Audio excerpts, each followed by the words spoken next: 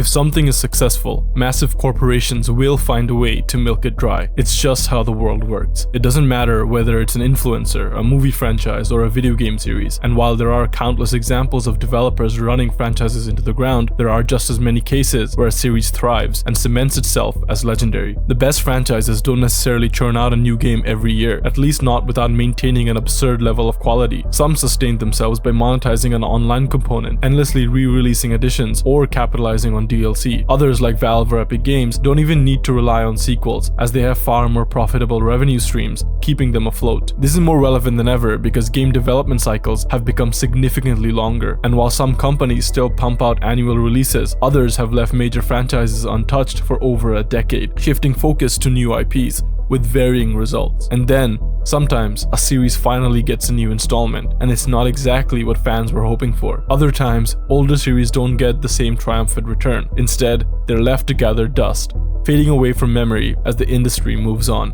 While many game franchises have faded into obscurity, few have vanished as unexpectedly as Bioshock. This wasn't some niche cult classic, nor was it a series that faded because of critical failure. Bioshock was a juggernaut, a franchise that defined an era, selling millions of copies while pushing the boundaries of storytelling in gaming. It gave us breathtaking worlds, unforgettable characters, and moral dilemmas that lingered long after credits rolled. It wasn't just another shooter, it was a statement, a testament to what games could achieve as an art form. And yet, despite all of that, Bioshock disappeared. No massive online community keeping its legacy alive, no new sequels capitalizing on its name. Just silence. Other legendary franchises have gone quiet before, but at least they get remembered. But Bioshock? It's like the industry just moved on, pretending it never mattered. That's what makes its absence so strange.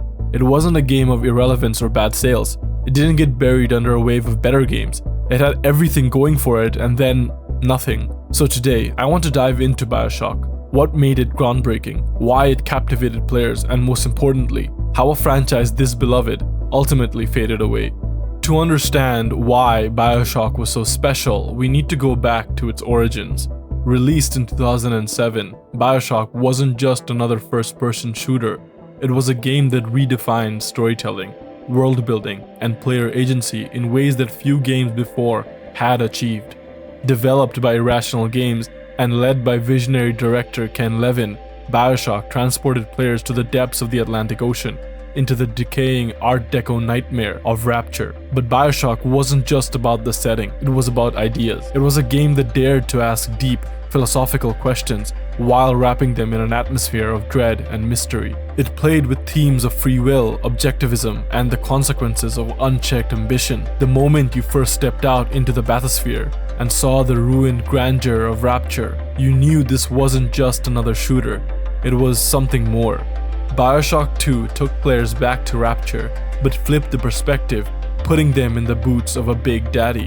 While initially overshadowed by its predecessor, it built upon Bioshock's mechanics and delivered an emotional and surprisingly human story. Then came Bioshock Infinite, a game that left the ocean behind and took to the skies. Columbia, a floating city of American exceptionalism and deep-seated racism, provided a striking contrast to Rapture's failed libertarian utopia. Infinite was ambitious, grand, and mind-bending in its narrative, delivering one of the most talked about endings in gaming history. For years, Bioshock was more than just a game. It was a phenomenon. It proved that video games could be intellectual, that they could tell stories as powerful as any book or movie. It had all the makings of a franchise that would stand the test of time. So what happened? How did a series that was once the pinnacle of gaming excellence just disappear? For a franchise that seemed unstoppable, Bioshock's fall from relevance was surprisingly swift. This wasn't a case of dwindling sales or poor critical reception. The series was still a commercial and critical powerhouse when it disappeared. Instead, its downfall was a result of creative struggles, corporate mismanagement, and the shifting priorities of the gaming industry. At the heart of Bioshock's identity was Ken Levine. His creative direction and deep storytelling sensibilities were what made Bioshock more than just another FPS. But that strength was also a weakness.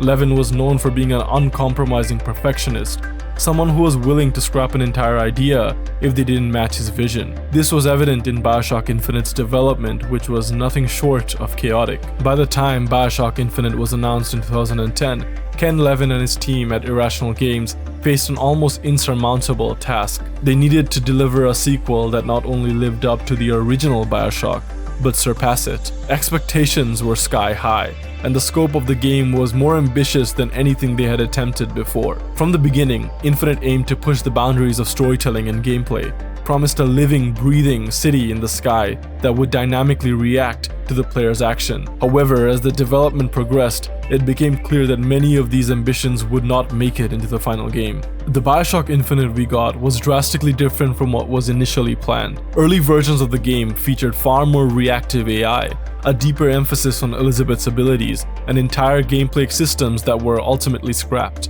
Columbia was meant to be more of a dynamic environment with multiple factions vying for control in real time, forcing the player to navigate shifting allegiances.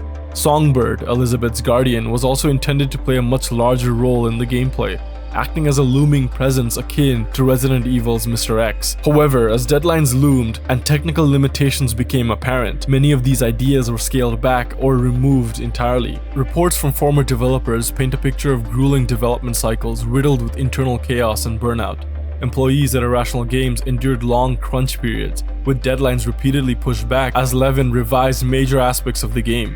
Many core features were either incomplete or significantly altered late into the development, causing ripple effects across the project. Elizabeth's AI was overhauled multiple times, which led to significant delays. Perhaps most telling was the infamous E3 2011 gameplay demo, which showcased mechanics and combat sequences that never made it into the final release. This included larger scale battles and interactive environments that were ultimately deemed too ambitious to implement. In the end, Bioshock Infinite was a massive success, but it was also a compromised vision.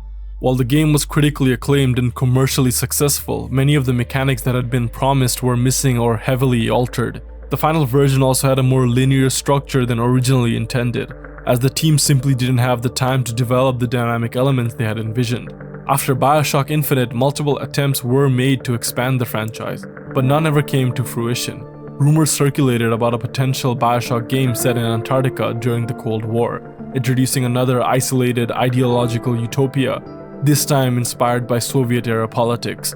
While there were indications that 2K had considered this setting, the game never moved past early conceptual stages. There were also reports of 2K experimenting with a multiplayer-focused Bioshock title, which would have had players engaging in faction-based warfare within Rapture, potentially exploring the city before its collapse. However, Bioshock was never a franchise known for its multiplayer appeal, and this project was ultimately scrapped. These failed expansions, combined with the chaotic development of Bioshock Infinite, left the franchise in an uncertain state. After Infinite, Levine decided he was done with large-scale game development. He wanted to focus on smaller, narrative-driven projects with a much smaller team.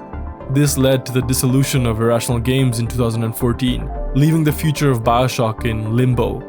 Without its original creative force, the franchise lost its guiding hand. With Irrational Games shut down, the rights of Bioshock remained with 2K Games. Given that Bioshock Infinite had sold over 11 million copies, you'd think that they would immediately start developing a sequel, but instead, Bioshock was left to rot. But why is that? Because Bioshock was not a simple franchise to continue. Unlike Call of Duty or Assassin's Creed or Far Cry, it wasn't built on an easily repeatable formula. Each Bioshock game was a massive, ambitious undertaking that required years of development and a strong creative direction. With Levine gone, 2K had no immediate replacement, so instead of rushing to a sequel, they let the series fade into dormancy. For years, rumors circulated about a new Bioshock game, but nothing really materialized. Then, in 2019, 2K Games officially announced that a new studio, Cloud Chamber, was working on the next Bioshock. But here's the problem. It's been 5 years since that announcement, and we've seen nothing substantial, no gameplay, no real updates, just vague mentions that this game is still in development. At this point, it's clear that whatever Bioshock was, it no longer has the momentum it once did. Another major factor in Bioshock's decline is the shifting landscape of the gaming industry itself. The mid-2000s to the early 2010s were a golden age for single-player, narrative-driven FPS games. Think about games like Half-Life 2 or Deus Ex or Crysis. All of these games thrived in an era where immersive storytelling and unique gameplay experiences were valued. But today, these games have faded into obscurity along with Bioshock. The industry has largely shifted towards live service games, open-world sandboxes, and multiplayer-driven experiences. Bioshock doesn't fit neatly into those trends. It's not designed for microtransactions, it doesn't have an endless online component, and it isn't the type of game you can monetize for years. That makes it a much harder sell for corporations in today's markets. Even in the greater single-player space, Bioshock now has more competition than ever before. Games like Red Dead Redemption, Cyberpunk, and Baldur's Gate have a lot of similarities to Bioshock's formula, each offering their own spin on immersive storytelling and world building. Unfortunately, the gaming industry didn't wait for Bioshock to come back, it just evolved beyond it. And here's the uncomfortable truth. Maybe Bioshock was never meant to be a long-running franchise. Unlike other series, Bioshock was never built to be a series with infinite sequels. Each game was a standalone experience, exploring new themes and settings rather than following a continuous narrative. Even Bioshock 2, which directly revisited Rapture, was treated more as an expansion of the original rather than a major evolution. In a way, Bioshock was a product of its time. It hit at just the right moment, when gaming was ready for something bold, philosophical, and different. But without Ken Levine, without the original team, and without an industry that supports this kind of storytelling at the same scale, Bioshock simply doesn't have the same place it once did. Despite its decline, Bioshock's impact on gaming is undeniable. It changed how developers approach storytelling. It showed that video games could engage with deep, philosophical themes without sacrificing gameplay. And even now, nearly 2 decades later, people still talk about it. Maybe Bioshock isn't coming back in the way fans want. Maybe the new game, if it ever releases, won't live up to expectations. But whether or not Bioshock returns, its legacy remains. Because at the end of the day, Bioshock isn't just about the world of Rapture or Columbia, it was about ideas. And as long as games continue to challenge people with meaningful stories, the spirit of Bioshock will never truly fade.